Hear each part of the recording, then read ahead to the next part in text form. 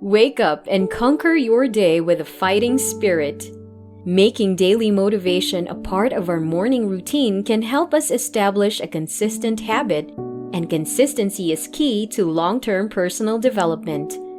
In this video, we'll be delving into motivational wisdom from George Washington Carver, Marcus Aurelius, C.S. Lewis, Musonius Rufus, and Epictetus, all essential to listen to before we kickstart our day. Just a quick reminder, don't skip in any way, alright?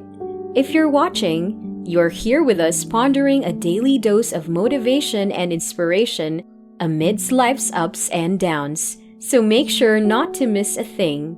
Let's begin. You are never too old to set another goal or to dream a new dream. C.S. Lewis. C.S. Lewis is saying that no matter how old we are, we can always decide to do something new or chase after a different dream. There's no expiration date on our ability to aim for something fresh or exciting in life. This is not to contemplate that once we reach a certain age, we should stop trying new things or pursuing big dreams. Lewis tells us that it's perfectly okay to keep wanting new things and working towards them, no matter how many chapters are behind us. Maybe we've always wanted to learn a new skill, travel to a new place, or start a new career. Go for it and don't let our age hold us back. Those who receive the bare theories immediately want to spew them, as an upset stomach does its food. First, digest your theories and you won't throw them up.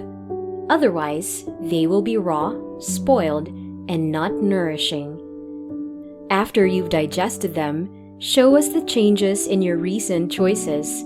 Just like the shoulders of gymnasts display their diet and training, and as the craft of artisans show in what they've learned.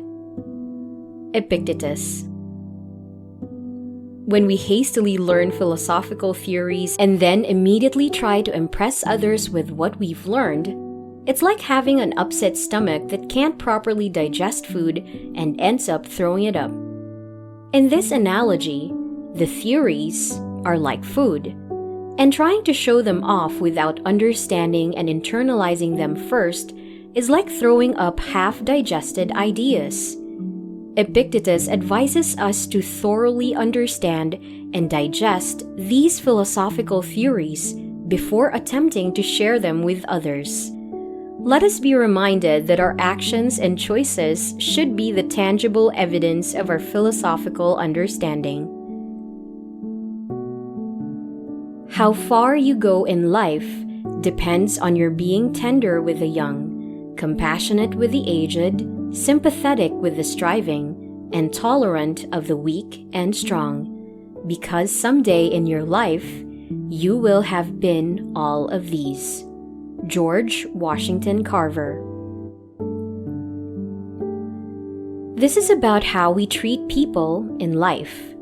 George Washington Carver says we should be kind and helpful to young people as they're just starting out. We should also be understanding and respectful to older folks because they have wisdom to share. Carver tells us to support and encourage those who are trying hard to achieve their goals, even when things are difficult for them. Lastly, he emphasizes that we should accept and be fair to everyone, whether they are facing challenges or doing well. When we are kind, understanding, and patient with others, we make the world a nicer place where people help each other. And when we need help, people are more likely to be kind to us too. It's like the saying, you get back what you give. When your sparring partner scratches or headbutts you, you don't then make a show of it, or protest, or view him with suspicion, or as plotting against you. And yet you keep an eye on him, not as an enemy or with suspicion, but with a healthy avoidance. You should act this way with all things in life. We should give a pass to many things with our fellow trainees. For, as I've said, it's possible to avoid without suspicion or hate. Marcus Aurelius.